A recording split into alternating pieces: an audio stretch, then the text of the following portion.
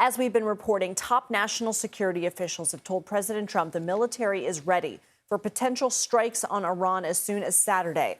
But sources familiar with the discussions told CBS News the timeline for any action is likely to extend beyond this weekend. President Trump has not yet made a final decision about whether to strike, said the officials. A Pentagon spokesperson said they had no information to provide. This comes after the U.S. and Iran held their second round of indirect nuclear talks in Geneva yesterday. President Trump wants Iran to completely dismantle its nuclear program. But despite the possibility of military action, White House Press Secretary Caroline Leavitt said today the president would prefer to avoid hostilities. The president has always been very clear, though, with respect to Iran or any country around the world. Diplomacy is always his first option, and Iran would be very wise to make a deal with President Trump and with this administration. Will Todman joins us now. He's a senior fellow at the Center for Strategic and International Studies Middle East program. Thank you for being here. So the Trump administration said some progress had been made, but Leavitt said we're still very far apart on some issues. What are they far apart on? And what does the president weigh when considering whether to continue negotiating or to strike? Well, thanks so much for having me, Lindsay. I think some of the main differences are still around what the talks are even about.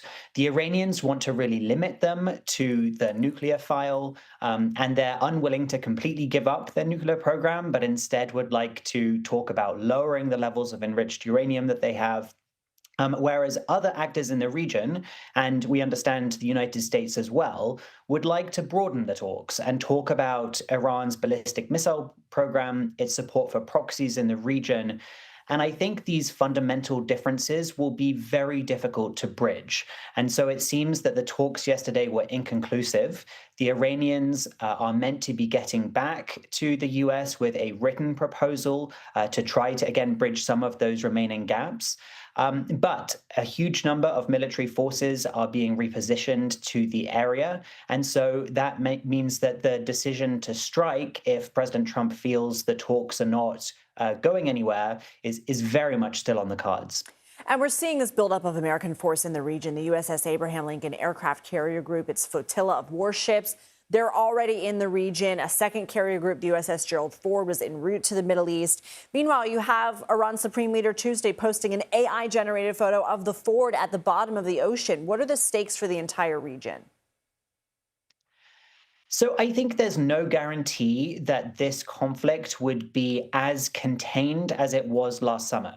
You'll remember that in June, Israel struck Iran and a 12-day conflict ensued. Now, although hundreds of people were killed, the sense is that this time the Iranian regime would consider the strikes to be an existential threat.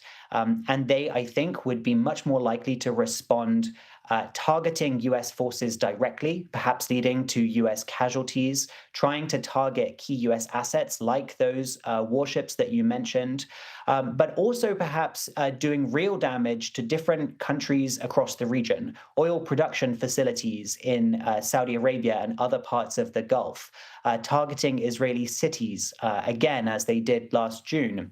I think the potential for this to escalate into a much broader regional conflict are there, given the stakes of the conflict and the really significant military assets that are now in the region, as you said.